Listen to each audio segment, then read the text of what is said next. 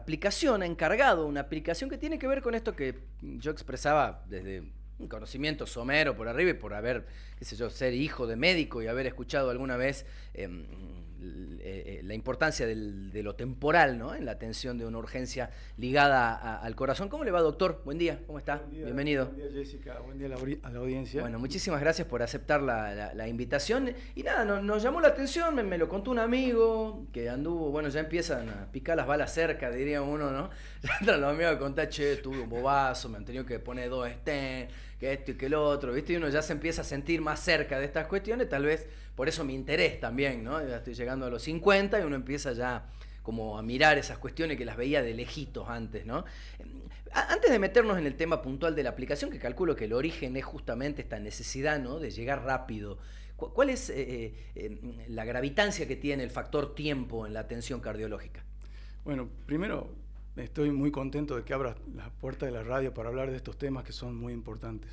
La mortalidad cardiovascular es la mayor causa de muerte en todo el mundo, es la mortalidad cardiovascular y sobre todo el infarto de miocardio, que es una forma de presentación de la enfermedad cardiovascular. Está ligado a múltiples factores que te llevan a, ¿no? Digamos, exactamente, hay factores predisponentes y desencadenantes, si querés lo mencionamos, pero lo importante es que el factor tiempo es fundamental, porque las herramientas que tenemos para tratar el infarto son muy buenas y son muy eficientes, pero solamente si el paciente llega a tiempo. Si el paciente no llega a tiempo, por más que hagamos una angioplastia o demos trombolíticos, el resultado va a ser un músculo dañado, o un corazón músculo dañado. Entonces esto genera 10% de mortalidad y 20% de insuficiencia cardíaca en los pacientes que lo sufren. Entonces llegar a tiempo disminuye mucho esos números. Y vivir con insuficiencia cardíaca. Primero que tiene muy mal pronóstico y lo otro es que, por supuesto, es muy incómoda, muchos síntomas. Claro, te cambia la vida totalmente. O sea, pasás a tener que dejar de hacer prácticamente todo lo que podías hacer, ¿no? O sea, y es encarar la vida, es como volver a nacer más o menos, pero con un cuerpo frágil y de grandote, ¿no? Exactamente, cambia mucho. Nosotros obviamente tratamos pacientes de mucho espectro, digamos, hay pacientes muy añosos, pacientes que están en el contexto de la internación y sufren por otro motivo y sufren un infarto, o pacientes jóvenes. A los que más les cambia la vida, por supuesto, a los pacientes jóvenes, no solo por el daño del músculo cardíaco, sino también por la parte anímica y psicológica, es un impacto grande para un paciente que se sentía sano y de repente sufre esto y en menos de una semana está dado de alta, pero con un problema importante. Es increíble. Vos sabés que todos los pacientes que han salido, bueno, por ahora cuento con 2 amigos que han pasado así en los últimos tiempos esto, y lo que queda es miedo, ¿no? Esa sensación de vulnerabilidad, de que en cualquier momento la vida se apaga, ¿no? Un ratito y te cambia la cabeza, ¿no? Hay que ver también, no es cuestión de andar pisando huevos después para vivir, pero uno aprieta el freno, ¿no? Y se empieza a parar de otra manera, se observa a sí mismo de una manera muy diferente, ¿no? Eso es lo que pasa. Por suerte, en los pacientes jóvenes, que es donde esta parte psicológica tiene más impacto, con el tiempo, si llegamos a hacer una angioplastia temprana, con el tiempo se dan cuenta que el daño no fue tanto y recuperan su actividad normal y empiezan a hacer actividad física y paulatinamente ese miedo se va. Claro, de hecho el cardiólogo por ahí está, ¿no? Lo tiene que convencer de alguna manera, decir, che, boludo, estás nuevo, te acabas de abrir las vías, ya te destranqué toda la cañería, o sea, empezás como si fuera un nene, boludo, aprovechá, digamos, de hecho, ¿no? Pero cuesta darle la orden a la cabeza, ¿no? Y hay que mantener el equilibrio entre que el paciente pierda el miedo, pero que no pierda los signos de alarma, claro, y que se siga cuidando. Porque a veces uno pierde tanto el miedo, ¿no? Que no se deja de cuidar, y claro, eso, por supuesto, es ¿Y el factor nocivo temporal en números está explicado? Sí, digamos, sí, sí. Deme a ver algún parámetro de urgencia. Yo tengo ahora un infarto, son las 11:20, por ejemplo. ¿Qué tiempo tengo para llegar a un lugar con un panorama favorable de alguna manera? Ese tema es interminable. ¿Por qué te digo esto? Porque hay una curva que muestra, curva de Gersh se llama, que todos los cardiólogos la conocen, que muestra cuánto músculo salvás y cuánto dejas de salvar a medida que el tiempo pasa. La primera hora salvás todo si la angioplastia... En una hora más o menos uno tiene la posibilidad... Llega muy a tiempo y está bien, pero eso también es variable de un paciente a otro, ¿sí? Claro, depende del estado en el que esté tu corazón. Si ya tenés un corazón afectado y tenés un episodio nuevo, tal vez el escenario es de un tiempo más corto. Se nota que leíste. No, es que tengo tanta médico y de chico escuché charlas de este tipo. Bueno, o sea, o mi viejo venía y contaba cosas en la mesa. Es tal cual lo que sé dije. ¿Para qué sirven los medicamentos? Los tengo pero lo tengo grabado en el mate de conversaciones, así quedo recogiendo, ¿no? Bueno, eso es importante, o sea, que ese tema sea de interés para la población es importante porque, en definitiva, podés mejorar tus cuidados o no, de acuerdo a si estás atento a estos problemas. Entonces, que vos lo difundas está muy bueno. En cuanto al tiempo... salvo la gente de La Libertad Avanza, todos tenemos corazón, ¿no? O sea, de una manera o de otra, podemos ser víctimas de algún infarto en algún momento. Mira, yo perdón, no me quiero meter en nada de política, yo quiero que a todos les vaya bien. Y ayudamos para que les vaya bien, y esto que nosotros hacemos no tiene ningún tinte con ningún partido, así que... Si hay algo que no tiene que ver con la política, justamente salvar vidas, ¿no? y la medicina. Y ahora, ¿por qué surge esta aplicación? El camino es justamente el del tiempo. Exacto. Digamos, decir, bueno, necesitamos algo que nos resuelva la urgencia, que no lo tenga el tipo boludeando y chocando de una pared en otra, sino que sea certero en la decisión que toma, digamos. ¿Cómo está conformada la aplicación? Te voy a hablar de los tiempos y después la aplicación es muy corto. ¿Sí? Primero, la primera hora se llama hora de oro, mientras más temprano llegan los pacientes, más músculos salvan. El promedio del tiempo que tarda en todo el mundo la gente en concurrir, el promedio es nunca menos de 3 horas, promedio. Y eso se hizo mucho esfuerzo en todo el mundo para conformar redes, para que los pacientes no pierdan tiempo. ¿Tiene que ver con la decisión del paciente que entiende que ya va a pasar, que se acuesta en vez de ir al hospital? O sea, ¿es eso el...? Hay dos cosas. Una es la demora del paciente y otra es la demora del sistema. La demora del paciente tiene que ver con cuestiones culturales, hasta la edad. Los pacientes más jóvenes tardan más en consultar. También tiene que ver con cuestiones socioeconómicas, cuánta importancia le damos a la enfermedad. Una persona que le da mucha importancia a la salud consulta antes, alguien que no está preocupado por eso, por ahí no consulta. Claro, soy hipocondríaco, los 25 segundos va a estar llamando a alguien. Así que hay muchos factores relacionados al paciente, pero mientras más instruido está el paciente, más rápido consulta. Y otra demora es la demora del sistema, que... Por ejemplo, llamar a una ambulancia. Sí, lo que nosotros... lo que está difundido en todo el mundo es que entre el primer contacto con el médico y el electrocardiograma, que es lo que sirve para hacer el diagnóstico, no deben pasar más de 10 minutos. Y desde ahí, desde el diagnóstico hasta la angioplastia, lo ideal es que tarde menos de 60 minutos. Se acepta que sea hasta 120 minutos, pero si uno tiene una organización que demora más de 120 minutos, debe corregir muchas cosas. Así que lo aceptado es que sea dentro de los 60 minutos del primer contacto médico. En Salta vivimos una situación... difícil por lo siguiente: dentro de la ciudad las distancias son rápidas y la demora se cumple, digamos. En los centros donde nosotros trabajamos, la demora en el Hospital San Bernardo es menos de 40 minutos, en el Hospital Privado Tres Cerritos es menos de 20 minutos. Desde que llegaste, digamos. Desde que nos avisan. Nos avisan de que hay de que hay un paciente con ese diagnóstico. Esperando, digamos, al paciente. Sí, digamos que un domingo a la tarde yo estoy en mi casa, sé que mi demora de mi casa hasta el Hospital Privado Tres Cerritos es 13 minutos, al San Bernardo son 15 minutos, y sé que hasta que armamos todo no tardamos más de 20 minutos en el Privado Tres Cerritos, 40 en el San Bernardo, por distintas cuestiones. Pero los dos tiempos son competitivos, son buenos. Después el procedimiento generalmente es rápido y es eficiente. No porque lo haga yo u otro colega, todos estamos entrenados para eso, la tecnología es buena. Entonces, de hecho, terminás con un puntito. Aquella una vez que fui a visitarlo a uno de los dos que lo han operado, yo quería ver el pecho, ¿viste? Le digo, mostrame. ¿Qué querés que te muestre? La cicatriz, me muestra un punto acá al lado de la mano izquierda, creo que. Pero un puntito chiquitito así, ¿no? Es que se puede entrar por distintos lugares, por la arteria radial, exacto, pero el diámetro de lo que uno usa para entrar por ahí es menos de 2 milímetros, 2 milímetros. Óptica. No, en realidad es otra tecnología. Pero digo, tiene el ancho ese, más o menos, exacto, un pelo, sí, pelo duro. Digamos. 2 milímetros, 3 milímetros cuando hace falta, pero no más que eso. Bueno, en cuanto a la problemática del tiempo, nosotros lo que vimos es que por ahí los pacientes no saben a dónde acudir. O van a un lugar que no está preparado para angioplastia primaria. Por ejemplo, no se cae al materno porque te quede cerca, por ejemplo. Sí, el materno infantil tiene un servicio de hemodinamia, pero que es pediátrico, y los pacientes pediátricos no sufren infarto agudo de miocardio, entonces te tienen que derivar al San Bernardo. O en alguna clínica, no todas las clínicas tienen esto, hay alrededor de 8 centros habilitados para esto en Salta, que está bien, es una buena cantidad, lamentablemente en el interior no hay, y eso es una cosa que hay que corregir. Pero bueno... O sea, ¿qué pasa con un paciente en Orán, por ejemplo? ¿Se muere si tiene un infarto? Sí, no todos los infartos causan mortalidad, pero sí hay un Pero, o sea, alto si costo el en tipo mortalidad. necesita una angioplastía, va a morir, digamos. Hay otra opción de tratamiento que son los trombolíticos, que es una droga que disuelve el coágulo que tapa la arteria. La eficacia de eso es más o menos 70%. ¿Heparina? No, hay otros trombolíticos. Pero él cumple más o menos esa función de un poco más sangre. potente que eso, sí. Hay uno que se llama streptokinasa, que era uno viejo y muy usado. Ahora hay uno que se llama TNK, que es más rápido y es más eficiente. Pero ahí el daño muscular... No, sí, es eficiente, pero ocurren dos cosas. No solucionas la placa rota que provocó el coágulo. Eso no se soluciona, solamente lisar el coágulo, se puede volver a tapar. Y tiene el riesgo del sangrado. Por lo tanto, si alguien tiene un problema que lo pone en mayor riesgo de sangrar, no le podés hacer esa droga. Por ejemplo, si tuviste una ACV previo, si tuviste una hemorragia digestiva, claro, si tenés, no sé, una epistaxis importante o sangrado retinal, no podés darle esa droga porque el riesgo del paciente es muy importante.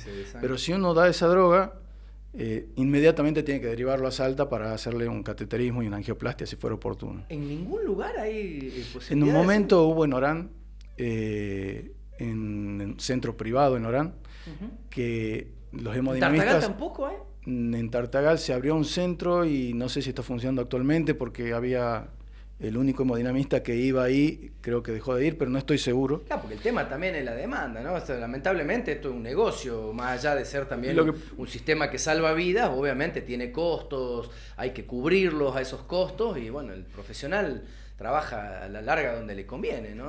Sí, yo creo que más allá de la buena voluntad del profesional que estaba en Tartagal, de los que fuimos a Orán durante mucho tiempo, que nos fuimos turnando distintos profesionales para ir a cubrir Orán, el tema está en que es difícil dejar Salta para radicarse en Orán, y la formación está en Salta. Entonces hubo una iniciativa de hacer un centro formador en embarcación y traer pacientes, cubrir a los pacientes de Orán y de Tartagal, y entonces si hacíamos un centro formador siempre íbamos a tener a alguien ahí.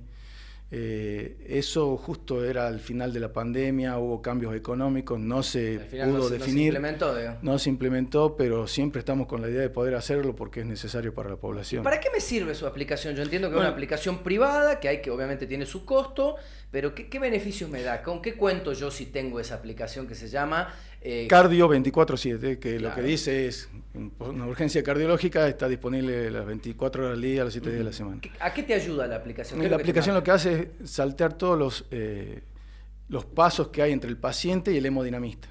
O sea, el hemodinamista es el que hace la angioplastia. Sí. El paciente se baja la aplicación, si tiene algún síntoma, que eso, hay varios botones en la aplicación, pero el más importante, a mi modo de ver, es el de urgencias, que si uno hace clic en el botón de urgencia salen 4 preguntas. Una es si hay dolor de pecho, si hay falta de aire, si el paciente en un momento perdió la conciencia y la recuperó, o si se siente muy mal, porque todos estos síntomas, aunque son a veces inespecíficos, pueden deberse a un infarto. Claro, y aparte la puede usar la persona con la que está, si es que está acompañado, ¿no? En el caso que uno esté inconsciente, por ejemplo, claro, le puede sirve usar a alguien, a la pareja, al hijo, por supuesto, al acompañante, por supuesto. Al compañero del laburo. Si dice que sí, contesta que sí a alguna de esas preguntas, se dispara una llamada a este teléfono que tengo en mi mano, que es el de guardia, y si ese no contesta, se dispara una llamada al mío personal, sin que tengan que discar nada, solamente aprietan que sí tienen alguno de esos síntomas. Entonces, lo que nosotros hacemos es guiarlo, decirle, mira, hacete un electro en tal lugar que te queda más cerca, subímelo a la aplicación, yo lo veo y te digo, mira, si necesitas... Eso se hace automáticamente, digamos, la aplicación le sugiere a la persona dirigirse a... No, yo sugiero personalmente. Nosotros somos un equipo... Le da la alerta, usted lo empieza a atender al paciente, el paciente me llama, a través de la aplicación. En realidad somos un equipo de 2 cardiólogos que trabajan conmigo y yo, que estamos de guardia las 24 horas con el teléfono, entonces si suena, atendemos y damos las indicaciones, porque las indicaciones es bastante difícil que estén predeterminadas porque dependen de dónde esté el paciente. Claro. Entonces, y depende de las condiciones del paciente y el tiempo que transcurrió, o por ahí los síntomas. Si el paciente me dice, mira, me pasó esto, y yo digo, no, esto no es un infarto, quédate tranquilo, no hagas nada, o sí, probablemente sea un infarto y tengas que hacer lo que te indiquemos. Entonces, el diagnóstico de infarto no es solamente el síntoma, Está bien, tranquilo. No solamente el síntoma, sino también el electrocardiograma. Entonces, nosotros tenemos que indicarle dónde hacerse un electro y que ese electro sea enviado. Ahí mismo en la aplicación dice envío de documentación. Entonces, pueden adjuntar con un mensaje de WhatsApp el electro, nosotros lo leemos y le decimos sí, esto es un infarto, no es un infarto, Claro, o tenés que internarte o no. Ya van preparando la escena, digamos. ¿Por qué sirve que nos manden la documentación, o sea, el electro, el trazado del electro? Porque en algunos lugares no hay cardiólogos de guardia. Vos vas a una guardia. Pueden hacer electro, pero no hay un cardiólogo. Exacto, entonces no hay quien lo lea. Y leerlo. Justamente lo que dicen las normativas es que desde que se hace el electro hasta que lo lea un cardiólogo no deberían pasar más de 10 minutos. Entonces, nosotros lo que hacemos es ponernos a disposición de poder leer el electro, hacer un diagnóstico y decir, che, te conviene ir a tal lugar y que te hagan trombolítico porque estás lejos de la ciudad, o venía a tal centro, San Bernardo, Privado Tres Cerritos, y te hacemos la práctica y tratamos de abrir la arteria, que como te digo, eso está medido en Salta y es eficiente. En más del 95% de las veces la arteria queda abierta, y eso es lo que ocurre a nivel mundial. ¿Y para quién es recomendable la aplicación, por ejemplo? ¿Para qué tipo de personas? ¿Para cualquier, mira, para alguien que ya tuvo una afección cardíaca o tiene cierto grupo etario determinado? Sí, uno podría decir que, si me haces esa pregunta, tengo que decir que por grupo etario. ¿Por qué? Porque hay pacientes que no tienen detectado ningún factor de riesgo, claro, y sin embargo sufren un evento coronario, ¿sí? Hace un par de semanas, la semana pasada lo entrevisté de nuevo, pero hace 4 semanas hicimos angioplastia a una persona que corría, deportista, saludable, y tuvo un infarto. Entonces, hay gente que no fuma, que no come carbohidratos, que no come aceites vegetales, esto es que así. Se cuida como si fuera realmente, o sea, haciéndole honor a la comparación del cuerpo con un templo, y le da un ACV, ¿no? Le pasa algo que nada tiene que ver con su ritmo de vida. Pero las chances de que le ocurra a alguien que no se cuida son mucho más bajas a que le ocurran a alguien, mucho más altas que si le ocurren a alguien que se cuida. Obviamente. El que se cuida, si uno agarra una población de 100 personas y hay 20 que son diabéticos y tienen problemas coronarios, tienen mucho más chances esos que los otros 80 de sufrir un evento coronario. Así que cuidarse es muy importante, antes del evento, para que no ocurra. Eso se llama prevención primaria, y si te ocurre un evento, prevención secundaria, que es mucho más ajustado en cuanto a las cifras de presiones que tienes que manejar, el colesterol, la glucemia, etcétera, todos los factores que uno puede manejar. ¿Cuál es la importancia primaria? Creo yo que para todo lo que ocurre con la salud a la larga está ligado a cómo comemos, ¿no? A qué es lo que ingerimos, digamos. Es la clave, digamos, para la salud cardíaca. Sin lugar a dudas tiene un papel muy importante.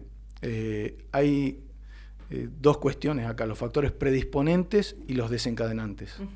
Entre los predisponentes yo te puedo decir que tal vez lo más importante sea cómo comemos y cuáles son nuestros hábitos, porque la grasa que está entre las vísceras, el tejido adiposo que está entre las vísceras, eso tiene actividad biológica y genera sustancias que producen enfermedad cardiovascular.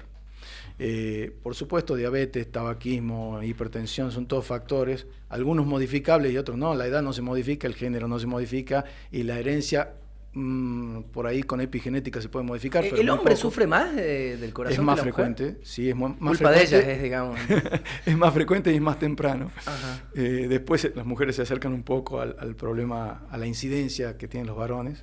Y están los modificables: cigarrillo, diabetes, hipertensión, todo eso se puede manejar y en mejor. cuanto a la alimentación, a mí me importa mucho esto, Sí, y hago hincapié sí. porque soy una persona que a lo largo de mi vida he ido leyendo mucho sobre el tema, me importa, creo que es la única vía o la primera vía para sentirse bien, ¿no? En realidad, y no estar afectado en nada a nivel físico, ni mental, porque también está todo el tema de la ansiedad, la voracidad que se genera y las malas costumbres que tenemos. Comemos mal.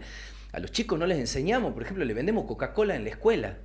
Sí. A un pibe, o sea, un niño de 8 años no decide comprarse la naranja o la gelatina, va a agarrar la lata de coca y le va a clavar un alfajor, ¿entendés? O sea, si un pibe de 8 años en 3er grado arranca así, y adentro de la escuela le dicen que eso está bien, porque en la escuela no puede pasar nada que esté mal. O sea, el chico no relaciona la escuela con algo, si no me van a dar algo que me perjudique. Estoy en la escuela, ¿cómo? O sea, sí, en realidad muchas veces hablamos con amigos de estos temas, me refiero a amigos porque a veces están en lugares donde se toman decisiones, y entonces hablamos de cómo podemos prevenir eventos, no solo cardiovasculares, sino accidentes domésticos, creando un manual o algo similar para la educación de los chicos, y educar en cómo alimentar es fundamental. Sin duda eso es importante, pero también son importantes los factores desencadenantes. porque vos podés tener los factores predisponentes, Claro. pero si por ahí tenés pocos factores predisponentes. ¿Cuáles son pero los hay un desencadenantes desencadenante centrales, digamos, los episodios? Y mira, lo más importante es el estrés. Y el estrés. estrés está compuesto del estrés físico y el estrés mental. A veces alguien que hace un esfuerzo desmedido para lo que no está entrenado puede sufrir un evento cardiovascular. Y bueno, por otro lado, el estrés psicológico sostenido o el estrés mental, sobrecarga de trabajo. Y el cortisol se maneja, o sea que la hormona del estrés se maneja con la comida. O sea, básicamente, más allá también de la calma o la actividad respiratoria que uno pueda hacer, o un yoga, o salir a correr, o cuidarse, entiendo que también tiene que ver con la comida, ¿no? O sea, siempre ahí está el germen central y estamos acostumbrados, yo siempre hablo de los bodegones. Amo comer comida de abuelita o de mamá, sopita, ¿viste? Y demás, pero siempre la yunta es la no recomendable, ¿no? El hidrato de carbono con el pedazo de carne, digamos, o sea, el bife o el pollo frito o al horno con arroz o con fideo o con puré, que la papa también tiene lo suyo y demás. Entonces la combinación ya entra a jugarnos una mala pasada, digo, porque estamos acostumbrados culturalmente a comer eso, ¿no? O sea, yo lo que no quiero caer es en las trampas de algunas modas de dietas, ¿sí? Claro, Las dietas restrictivas no son recomendables. O sea, cuando te dicen no comas esto, no comas esto, no comas, claro. En realidad hay que comer variado, obviamente productos saludables, porque hay muchos productos no saludables, pero productos saludables y en cantidades adecuadas. Ya que habla de mitos, porque ahora aparece mucho nutricionista trucho, o no trucho, médicos incluso, que le han encontrado una beta al laburo, que han dejado de hacer lo suyo. Hay uno, qué sé yo, el doctor Biter, por ejemplo, que era un terapista, que ahora se dedica al tiempo y te puteas de arriba abajo si comes, qué sé yo, hidratos de carbono, si comes aceites vegetales. ¿Qué es lo que peor le hace al corazón cuando a la hora de comer, digamos? ¿Qué habría que evitar sí o sí, por ejemplo, para no dañarlo? Voy a ir un poco en contra de la respuesta que esperas. Pero una persona que es médico y tiene muchos conocimientos y que también sufrió problemas coronarios, le preguntamos cómo hay que comer y dijo hay que comer con alegría.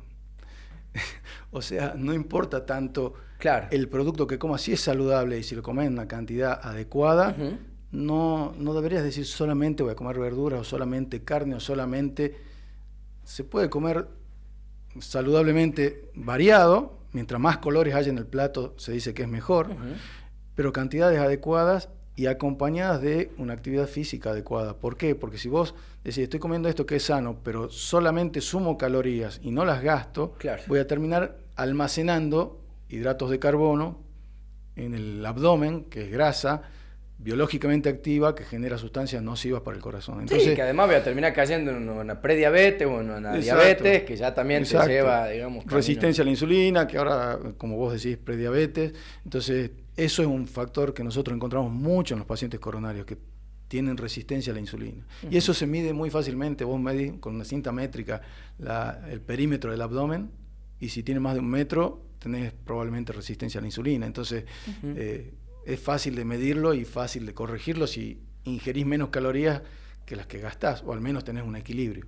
Está bien. Bueno, para cerrar entonces, la aplicación se encuentra en Play Store, se llama Cardio 24/7. Exacto, así es. ¿Y qué otro servicio ofrece ya para ir cerrando? Además del tema urgencia, ¿qué otro apartado tiene ahí? Eso nació por la urgencia cardiovascular, que es todo esto que venimos hablando. Nosotros le agregamos para nuestros pacientes que puedan pedir recetas y que se las mandemos sin que tengan que concurrir al consultorio. Un seguimiento personalizado, digamos. Resultados de laboratorio. 24/7, como dice el nombre, con el cardiólogo. Exacto. Resultados de laboratorio, que puedan sacar turno en nuestro centro, pero eso es para nuestros pacientes. Lo de la urgencia es para cualquier paciente o cualquier persona que crea que es útil la aplicación. Claro. Nosotros pensamos que es útil, por eso le hicimos. Está bien, claro. Bueno, hay una cosa, perdón, que te interrumpa. Una cosa importante es que fue un desarrollo salteño. O sea, la idea surgió acá en Salta y el desarrollo fue hecho por gente de acá de Salta. Así que, así como nosotros la usamos para lo cardiovascular, hay gente que puede usarla para otra patología.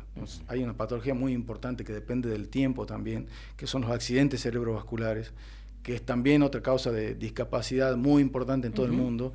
Así que si alguien está interesado en desarrollar esa aplicación, estaría bueno que se junte con los desarrolladores y la puedan ofrecer a la gente. Yo observo acá, y lo invitamos también por eso, para mostrar que hay gente que se ocupa y que la tecnología está hoy a la altura, digamos, de resolvernos ciertos problemas, yo entiendo que esto, o sea, más allá de que usted, por ejemplo, de manera privada tenga la suya, yo iría caminando hacia un Estado que dentro del ámbito de la salud pública, interactuando incluso con la privada, pueda tener, ¿no?, este tipo de dispositivos ya como una cuestión establecida, como una política de Estado, digo, ¿no? Es decir, todos los sistemas y los actores interconectados, incluso con el privado, que también gravita, ¿no? Porque hay cosas que el público no puede resolver, o que porque hay un cuello de botella, o por lo que fuere, falta de demanda, o porque en ese día está atiborrado el San Bernardo de gente y tenés que ir a parar al de Tres Cerritos o alguna otra clínica, y me parece que tenemos así como el Estado le entrega créditos por ahí a clínicas para que amplíen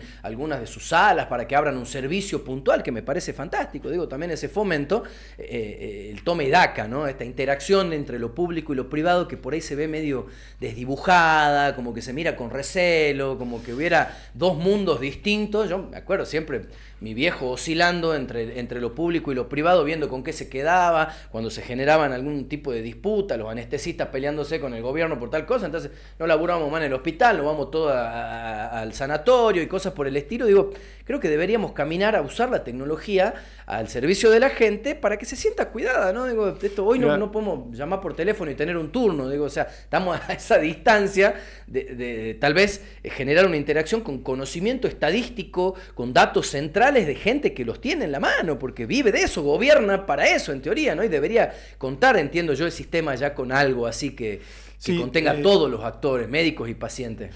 En todo el mundo, como ya te dije hace un rato, hay redes para atención de esto, pero están creadas exclusivamente para lo cardiovascular. Claro. Hay, por ejemplo, una iniciativa que se llama Stent for Life, que es el stent, que es lo que nosotros ponemos dentro de la arteria, claro, para la vida. Que te abre y te permite la circulación. Exacto. Eso está en Europa, está en Estados Unidos, está en algunos lugares en Argentina.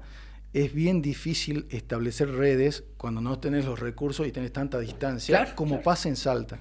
Porque yo trabajo hace 25 años en el San Bernardo y recibís pacientes que vienen de una zona alejada, pero claro, para acceder a Salta tenés, no sé, desde Los Toldos, 12 horas. Imposible que llegue a tiempo. Y tal vez sea muy difícil que haya un cardiólogo ahí. Entonces, por supuesto que todo lo que sea público o privado para mejorar la atención está bárbaro. También entiendo las dificultades que hay y creo que ahí está el juego, en luchar contra las dificultades, por eso nació la aplicación. Claro, por eso, y cuando aparecen estas herramientas, digo, está bueno en la imitación también, por ¿no? supuesto, decía, así como usted planteaba, bueno, el área cerebrovascular tal vez también tenga que hacer lo propio y tal vez en algún momento el Estado pueda ponerte los alojamientos de esos sitios para que vos como médico estés ahí en contacto con tu gente, ¿no? Y te favorece incluso hasta los modos en los cuales haces guardia, ¿no? Una guardia pasiva, por ejemplo. Que no vayas y no sea un infarto. Por ahí, claro, que no vayas al pedo. O que no trasladen el paciente si el paciente no lo necesitaba. Entonces, eso ocurre, digamos, nos toca pasar eso. Hay un mensaje para el doctor Negrita. Doy fe de la celeridad del equipo del doctor Fara, ya que mi padre, Osvaldo Quispia, formó parte del mismo y recuerdo los fines de semana que sin importar horarios salía para el hospital cuando lo llamaban. Saludos, manda un oyente. Bueno, Osvaldo Quispia, perdón, ¿no? Osvaldo Quispia estuvo con nosotros desde el principio. Su cumpleaños es un día antes que el mío.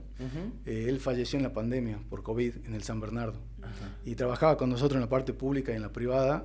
Y fue un héroe para nosotros porque es más grande que nosotros, aprendió el método, lo aprendimos juntos y está desde el primer momento con el desarrollo de esto en el hospital, así que gracias por acordarse. Bueno, Doc, espero no verlo nunca más, salvo que sea en una charla como esta, o en un asado, en alguna cuestión grata, y no mirarlo desde una camilla, pero lo felicito por el avance y por el uso de la aplicación, la vamos a recomendar. Bueno, gracias Daniel, gracias. El doctor Alejandro Fara, médico cardiólogo, y contándonos acá de esta aplicación de la tecnología a la posibilidad de acelerar tu propia atención, ¿no? Si estás en una situación de riesgo, se llama Cardio 24/7, la podés encontrar en Play Store. Dame un poco de música, Pablito, hacemos una pausa y en un ratito venimos ya para cerrar este Muri Show de lunes. Primeramente quisiera saludar